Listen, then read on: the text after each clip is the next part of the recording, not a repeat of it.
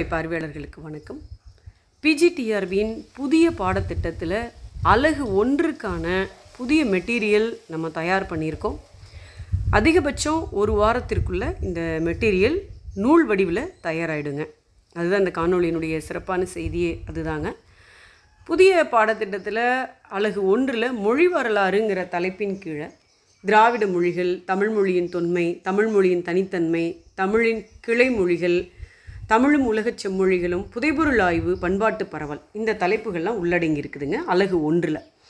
இந்த எல்லா தலைப்புகளையும் உள்ளடக்கி நம்ம ஒரு புதிய மெட்டீரியல் தயார் பண்ணியிருக்கோம் நண்பர்களுக்காக.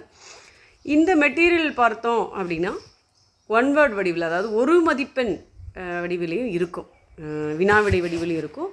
உள்ள சில இடங்களில் பார்த்தீங்க அப்படின்னா குறிப்புகளாகவும் நம்ம கொடுத்துருக்கோம். ஒரு வினா கேட்டால் அதுக்கு கீழே ஒரு 4 பாயிண்டில் குறிப்புகளாகவும் கொடுத்துருக்கோம். ஸோ குறிப்புகளாகவும் இருக்குது, வினாவிடை வடிவிலையும் இருக்கும். இந்த புதிய மெட்டீரியல் தயாராகிட்டே இருக்குங்க, பிரிண்டில் இருக்குது, இன்னும் நம்ம கைக்கு வரலை. அதிகபட்சம் ஒரு வாரத்துக்குள்ளே நம்ம கைக்கு வந்துடும். இதனுடைய விலை தோராயமாக 250 ரூபாயிலிருந்து 300 ரூபாய்க்குள்ளே இருக்கும். இது நம்ம முழுமையாக புத்தகம் தயாரான பிறகு தான் நமக்கு விலை தெரியுங்க. ஆனால் தோராயமாக 250லேருந்து 300க்குள்ளே இருக்கும். இதை தாண்டி போவதற்கு வாய்ப்பு இல்லைங்க.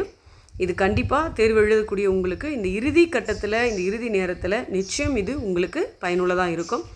இதில் நம்ம கொடுத்துருக்கக்கூடிய தகவல்கள் எல்லாம் பார்த்தீங்க அப்படின்னா மூல நூல்களிலிருந்து நம்ம எடுத்திருக்கோம். அதே மாதிரி ஸ்கூல் புக்ஸில் இருந்தும் எடுத்திருக்கோம். 6 முதல் 12ஆம் வகுப்பு வரைக்கும் இருக்கக்கூடிய பள்ளி பாட புத்தகத்தில் இருக்கக்கூடிய செய்திகள், அதாவது இந்த மொழி சார்ந்த செய்திகள், பண்பாடு சார்ந்த செய்திகள், அதெல்லாம் நம்ம தொகுத்து கொடுத்துருக்கோம். அது மட்டும் இல்லாமல் பெரிய பெரிய மொழியியல் அறிஞர்கள் எழுதிய நூல்களில் இருந்தும் இந்த செய்திகள், அந்த தரவுகளை நம்ம திரட்டி கொடுத்துருக்கோம். இது வினாவிடை அமைப்பில் கொடுத்துருக்கோம். கண்டிப்பாக இது உங்களுக்கு பயனுள்ளதாக இருக்கும். இந்த காணொலியில் நம்ம பார்க்க போகிறது பார்த்திங்கன்னா புதைபொருள் ஆய்வு குறித்து தான் பார்க்க போகிறோங்க. சரி, இந்த புதைபொருள் ஆய்வுனால் நம்ம தமிழகத்தினுடைய வரலாறை நம்ம எப்படி தெரிஞ்சுக்கிறோம்? இந்த புதைபொருள் ஆய்வுகள் தான் இதுக்கு முன்பு இந்த நாடு எந்த பகுதியாக இருந்தாலும் சரி, அந்த பகுதி எப்படி இருந்தது, அந்த மக்கள் எப்படி வாழ்ந்திருந்தாங்க, அவங்களுடைய பழக்க வழக்கங்கள் என்ன, அவங்களுடைய வாணிபம், மொழி, அவங்களுடைய உணவு, எல்லாமே நம்ம இந்த புதைபொருள் ஆய்வு மூலமாக தான் தெரிந்து கொள்கிறோங்க. ஸோ அப்படிப்பட்ட இந்த புதைபொருள் ஆய்வால் வரலாற்றுக்கு முற்பட்ட தமிழகம் பற்றிய உண்மைகள் என்னெல்லாம் நம்ம தெரிஞ்சுக்கிறோம் இந்த புதைப்பொருள் ஆய்வு அப்படிங்கிறத இதில் பார்க்கலாங்க. இந்த நீங்கள் இப்போ பார்த்துட்டு இருக்கிறது மனோன்மணியம் பல்கலைக்கழகத்தில் பாடமாக இருக்கக்கூடிய ஒரு பகுதி தாங்க, தமிழக வரலாறும் பண்பாடும். அந்த பேப்பரில் இருக்கக்கூடிய செய்திகள் தான் நம்ம இப்போ கொடுக்குறோங்க. சரி, வரலாற்றுக்கு முற்பட்ட மக்களுடைய இந்த இன வரலாற்றை 7ஆக பகுத்திருக்கிறாங்க. எப்படிங்க 7ஆக பகுத்திருக்கிறாங்க? அது என்ன 7 அப்படின்னா இதுதான் பாருங்கள். இப்போ நீங்கள் ஸ்க்ரீனில் பார்க்குறீங்க இல்லையா? பழங்கற்காலம், இடைக்காலம், புதிய கற்காலம், பெருங்கற்காலம், செம்பு காலம், வெண்கல காலம், இரும்பு காலம் அப்படின்ட்டு 7ஆக பகுப்பு செஞ்சுருக்கிறாங்கங்க. தமிழகத்தில் செம்பு காலம், வெண்கல காலம், இரும்பு காலம் அப்படின்னு தனியாக இல்லைங்க. அதனால் ஏனைய 4 காலங்கள் பற்றி இங்கே கொடுத்துருக்குறாங்க. அது என்னன்னு நம்ம பார்க்கலாங்க. இப்போ பழங்கற்காலம் அப்படின்னு சொல்கிறோம். சரி, இந்த பழங்கற்காலம் அப்படிங்கிறது அதனுடைய ஆண்டு வரையறை என்ன, கால வரையறை என்ன அப்படின்னா கிமு பாருங்கள், கிமு 2 லட்சம் முதல் கிமு 50,000 வரை உள்ள இந்த காலத்தை தான் நம்ம என்ன சொல்கிறோன்னா பழங்கற்காலம் அப்படின்னு சொல்கிறாங்கங்க. அடுத்து இந்த கற்காலம் எப்படின்னா இந்த மனுஷன் வளர்ந்த அந்த முதல் படிநிலை, அதை தான் நம்ம கற்காலம் அப்படின்னு சொல்லுவோம். முதல்ல அந்த மனிதன் வளர்ந்த முதற்படி நிலையை தான் கற்காலம்னு சொல்கிறோம். அடுத்தது மனிதன் பண்படுத்தாத கற்கருவிகளை பற்றிய காலம் பெருங்கற்காலம். சரிங்க, அப்போ கற்காலம்னா என்ன, பெருங்கற்காலம்னா என்ன அப்படின்னு வரையறை சொல்கிறாங்க. இந்த பழங்கற்காலத்தில் பயன்படுத்தி என்ன கருவிகள் அப்படின்னா பண்படுத்தப்படாத கோடாரிகள், கரடமுரடா ஒரு அமைப்பு இல்லாமல் பண்படுத்தப்படாத கோடாரிகள் இருந்திருக்கு. ஈட்டிகள், வட்டக்கருக்கள், சுற்றிலும் கூரிய முனைகளுடைய வட்டக்கருக்கள், அடுத்ததாக குழி தோன்றதுக்கு பயன்படுத்தக்கூடிய கருவிகள், 2 பக்கமும் கூர்மையாக இருக்கக்கூடிய கத்திகள், முட்டை வடிவில் இருக்கக்கூடிய கூரிய கருவிகள், கிழங்கு அகழக்கூடிய அந்த கருவிகள், இதையெல்லாம் பயன்படுத்தியிருக்காங்க இந்த பழங்கற்காலத்தில். அடுத்து பாருங்கள், ராபர்ட் ப்ரூஸ் பூட் அப்படிங்கிற ஆய்வாளர் 1863 சென்னை பல்லாவரத்துக்கு பக்கத்தில் கற்கால கருவி ஒன்றை கண்டுபிடிச்சிருக்கிறாரு. இந்தியாவிலேயே முதலாக கண்டுபிடித்தார் அப்படிங்கிற ஒரு செய்தி நமக்கு ரொம்ப இன்றியமையாத செய்திங்க. இந்த பெருங்கற்கால கருவிகள் செங்கற்பட்டு வடார்காடு பகுதிகளில் நமக்கு கிடைக்குதுங்க. இந்த உணவு முறை, இந்த பழங்கற்காலம் அப்படிங்கும்போது இந்த உங்களுடைய உணவு அப்படின்னு பார்க்கும்பொழுது பெருங்கற்கால மக்கள் பண்படாத கருவிகளை பயன்படுத்தியிருக்கிறாங்க. ஸோ விலங்குகளை வேட்டையாட வாய்ப்பில்லை. வேற என்ன செய்திருக்காங்க அப்படின்னா, கிழங்கு அகழவும் காய் வெட்டவும் சின்ன சின்ன விலங்குகளை கொல்லவும் இதை பயன்படுத்தி இருக்கலாம் அப்படின்னு. இன்னொன்று, அக்காலத்தில் நெருப்பின் பயனை உணராதிருந்தனர் அப்படிங்கிற ஒரு செய்தி சொல்கிறாங்க. உடைன்னு பார்க்கும் பொழுது பிற்காலத்தில் ஆடையின்றி திரிந்த அவங்க இலைத்தழைகளை உடையாக உடுத்தியிருக்கிறாங்க. அடுத்தது, விலங்குகளோட தோலை உடுத்த கற்றிருக்கலாம் அப்படிங்கிறாங்க. முன்னோர் பயன்படுத்திய மர உரி, புலித்தோல், மான் தோல் இன்று சமயத்துறையில் மதிப்பு பெற்றுள்ளன என்பார் ராசமாணிக்கனார். அது அவர் சொல்லக்கூடிய கூற்றுங்க. இருப்பிடம் அப்படின்னு பார்க்கும் பொழுது விலங்குகள் மாதிரி இவங்க தங்குவதற்கு இடமில்லாமல் இந்த திரிந்த மனிதர்கள் என்ன செஞ்சுருக்காங்கன்னா, குரங்குகள் மாதிரி மரக்கிளையிலையும் ஆந்த மாதிரி மரப்பொந்துலையும் வாழ தொடங்கினாங்க. பிறகு குருவி மாதிரி செடி கொடியில் கூடு கட்டிக்கிட்டு வாழ்ந்தாங்க. விலங்குகளுக்கு பயந்து இவங்க கூட்டமாக வாழ்ந்தாங்க. அடுத்து சமயம் அப்படின்னு பார்க்கும் பொழுது மலைப்பகுதி மக்கள்கிட்ட இன்றைக்கும் நமக்கு தேவதை வழிபாடு இருக்கிறத பார்க்குறோம். இது மாதிரி அன்றைக்கும் தேவதை வழிபாடு இருந்திருக்கலாம் அப்படின்னும், இது மகளிருக்கு மதிப்பு நல்கும் தமிழர் பண்பு என்றும் ராசமாணிக்கனார் அவர்கள் குறிப்பிடுறாருங்க. அடுத்து, கொச்சியைச் சேர்ந்த காடர்களும் புலையர்களும் திருவிதாங்கூர் மலை பண்டாரங்களும் வயநாட்டு பணியர்களும் ஆந்திர நாட்டு செஞ்சுக்களும் பழங்கால வழிவந்தவர் அப்படின்னு இனவியலாளர்கள் கருத்து சொல்கிறாங்க. இது நமக்கு முக்கியம். அடுத்து இடைக்கற்காலம் பார்க்கலாங்க. இடைக்கற்காலம் அப்படிங்கும் பொழுது கிமு 50,000 30,000 வரை இருக்கக்கூடிய இந்த காலத்தால் தான் இடைக்கற்காலம் அப்படின்னு சொல்கிறாங்க.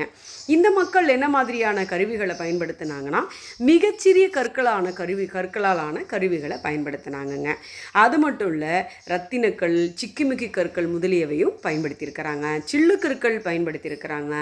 சில்லுகளோட விளிம்புகளில் ஒரு நுணுக்கமான வேலைப்பாடுகள் செய்திருக்கிறாங்க. பழங்கற்கால கருவிகள் கிடைச்ச அந்த பகுதியிலேயே பெரும்பாலும் இடைக்கற்கால கருவிகளும் நமக்கு கிடைச்சிருக்குதுங்க. குறிப்பாக சொல்லணும் அப்படின்னா, இதெல்லாம் திருநெல்வேலி மாவட்டம் சாயர்புரம், ஏரல், குதிரைமொழி, கூட்டப்புலி, மதுரை மாவட்டம் கோடங்கிப்பட்டி, திருமங்கலம், தஞ்சை மாவட்டத்தில் பூதலூர், வல்லம், செங்கற்பட்டு மாவட்டம் ஆத்திரம்பாக்கம், இந்த பகுதிகளில் அத்திரம்பாக்கம்னு சில ஏடுகள் இருக்குது, ஆத்திரம்பாக்கம்னு இருக்குது. இந்த பகுதிகள்லையும் மைசூர் மாநிலம் பிரம்மகிரியிலையும் கிருஷ்ணா கோதாவரி ஆற்றுப்படுகைகளிலும் நமக்கு கிடச்சிருக்குதுங்க. இது மட்டும் இல்லைங்க, திருநெல்வேலி மாவட்டத்தில் இருக்கக்கூடிய செம்மணல் தேரிகள் இக்காலத்தவை அப்படிங்கிறாரு ராசமாணிக்கனார் அவர்கள். இடைக்கற்காலத்தினுடைய முற்பகுதியில் மண்பாண்டங்கள் நமக்கு கிடைக்கலைங்க. சின்ன சின்ன கற்கால கருவிகளால் எளிமையாக வேட்டையாடி இருக்கிறாங்க. பிணத்தை மண்ணில் புதைச்சிருக்கிறாங்கங்க. இது ஒன்று. அடுத்து புதிய கற்காலம் பார்க்கலாங்க. புதிய கற்காலம் பார்த்தீங்கன்னா 30,000 முதல் 15,000 வரை உள்ள காலம் புதிய கற்காலம் அப்படிங்கிறாங்க. இந்த காலத்தில் பண்படுத்தப்பட்ட கருவிகளை பயன்படுத்தி இருக்கிறாங்க. ஆரம்பத்தில் பண்படுத்தப்படாத கற்கருவிகளை பயன்படுத்துகிறாங்க. புதிய கற்காலத்தில் பண்படுத்தப்பட்ட கற்கருவிகளை பயன்படுத்தி இருக்கிறாங்கங்க. இந்த கருவிகளை பார்த்தோன்னா நல்ல நுண்ணி துளைகளுடைய கல்மணிகள், மனித விலங்கு உருவங்கள், தாயத்துகள், தானியங்கள் உடைக்கும் கருவிகள், எழுதுகோள்கள், பொத்தான்கள் இதெல்லாம் கிடச்சிருக்குதுங்க. எந்த இடம்னு பார்க்கலாங்களா? தென்னகத்தில் சேலம், ஆனந்தப்பூர், பெல்லாரி மாவட்டங்களில் கிடச்சிருக்கு. வடார்காடு, புதுக்கோட்டை, திருச்சிராப்பள்ளி, மதுரை, திருநெல்வேலி, கன்னியாகுமரி மாவட்டங்கள்லேயும் இந்த புதிய கற்கால தடயங்கள் நமக்கு கிடச்சிருக்குதுங்க. இவங்களுடைய வாழ்க்கை முறை அப்படிங்கும் பொழுது விலங்குகளுக்கு அஞ்சி கூடி வாழ்ந்தாங்க இல்லையா, முன்பு பார்த்தோம் இல்லையா, விலங்குகளுக்கு பயந்து இவங்க கூட்டமாக வாழ்ந்த இந்த மனிதர்கள் கருவிகள் செய்ய அடுத்தவரை பயன்படுத்திக்கிறாங்க. கருவிகள் செய்ய பயன்படுத்தின பிறகு பார்த்திங்கன்னா தொழில்கள், அடுத்து கருவிகள் செய்ய கற்றுக்க பிறகு தொழில்களில் முன்னேற்றம் கிடைக்கும் இல்லையா, அவன் செய்கிற தொழிலில். அப்போ தொழில் தோற்றம் பெறுதுங்க. அடுத்து இந்த கூடி வாழக்கூடிய வாழ்வை கற்பித்தது உழவு வாழ்க்கை தான் அப்படிங்கிறாங்க. அப்போ தொழில் காரணமாக அங்கே இங்கேயும் தெரிஞ்சுக்கிட்டு இருந்த மனிதன் ஒரு பக்கம் நீர்நிலையை பார்த்த உடனே அந்த இடத்துல உழவு பார்த்து என்ன பண்ணிக்கிறான் அப்படின்னா தங்கிக்கிறாங்க. அந்த இடத்துல உழவு பார்த்து தங்கிக்கிறாங்க. அதை தான் இங்கே சொல்கிறாங்க. அடுத்து பார்க்குறோம் பாருங்கள், ஆடு மாடு, காட்டு விலங்காகி ஆடு மாடு இவற்றை பழக்கி வீட்டு விலங்காக்குறாங்க. நெருப்பின் பயனை அறிந்திருக்கிறாங்கங்க. இது ஒரு விஷயம். தொழில்கள் அப்படின்னு பார்க்கும் பொழுது உழவு சார்ந்த தொழில்களும் படிப்படியாக வளர்ந்துச்சுங்க. அது மட்டும் இல்லைங்க, மண்பாண்ட தொழிலும் வளர்ச்சி பெற்றதுங்க. எங்கெங்கெல்லாம் இதுக்கான ஆதாரங்கள் கிடச்சிருக்கு பாருங்கள். சேலம், திருச்சி, திருநெல்வேலி, புதுக்கோட்டை மாவட்டங்களில் சட்டிகள், பானைகள், பொம்மைகள், கிண்ணங்கள், வட்டத்தட்டுகள்லாம் கிடச்சிருக்குதுங்க. ஆடை அணிகலன்கள் பார்க்கும்பொழுது அதுலேயும் இவங்க நல்ல வளர்ச்சிங்க. கல்மணிகள், பொத்தான்கள், அப்புறம் சங்கு, எலும்பால் செய்த வளையல்கள் எல்லாம் அணிகலன்களாக பயன்படுத்தியிருக்காங்க. அதெல்லாம் கிடச்சிருக்கு. சமய வழிபாடுன்னு பார்க்கும் பொழுது சூரியன், பகலவன், நிலவ, மழை, புயல், இதுக்கெல்லாம் இந்த இயற்கையெல்லாம் வழிபட்டாங்க. இந்த இயற்கைக்கு அஞ்சி வழிபட்டாங்க, பயந்து. அடுத்தது இன்னொரு முக்கிய விஷயம், லிங்க வடிவ கற்கள் கிடச்சிருக்குது. அதனால இந்த லிங்க வடிவ கற்கள் கிடைப்பதால் லிங்க வழிபாடு இருந்திருக்கலாம் அப்படின்னு ஆய்வாளர்கள், ஆராய்ச்சியாளர்கள் கருதுகிறாங்கங்க.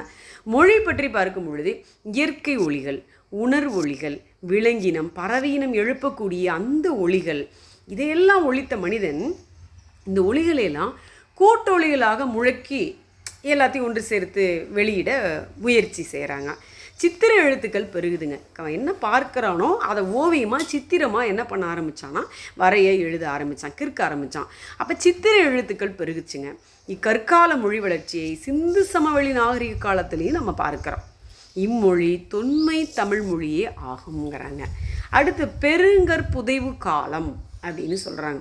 இது கிமு 15,000 முதல் கிமு 8,000 வரையிலான காலத்தை பெருங்கற்புதைவு காலம்னு சொல்கிறாங்க.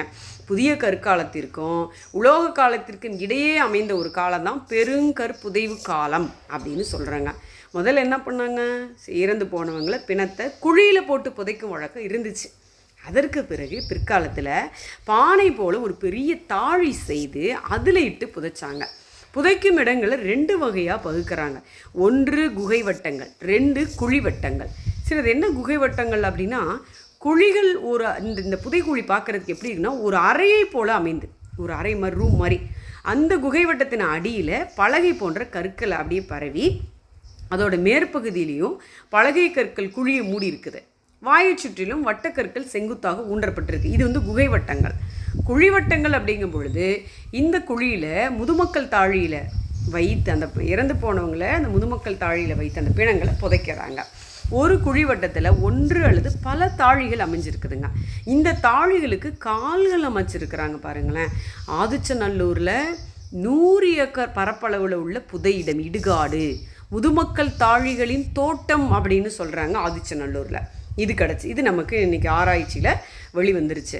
மைசூர், பிரம்மகிரி, செங்கற்பட்டு, சானூர், அமர்தமங்கலம், குன்றத்தூர், திருக்கழுக்குன்றம், தத்தர், பல்லாவரம், தென்னார்காடு, சங்கமேடு, புதுக்கோட்டை பகுதிகள்லையும், திருச்சிராப்பள்ளிக்கு பக்கத்தில் உறையூர், திருக்காம்புலியூர், அழகரை, கோவைக்கு பக்கத்தில் கொடுமணல், செட்டிப்பாளையம் ஊர்கள்லையும் நமக்கு முதுமக்கள் தாழிகள் கிடச்சிருக்குதுங்க. இன்னொரு விஷயம், உலகிலேயே முதல்ல நெல் பயிரிட்டவர்கள் திராவிடர்கள் தான் அப்படின்னு சொல்கிறாங்க.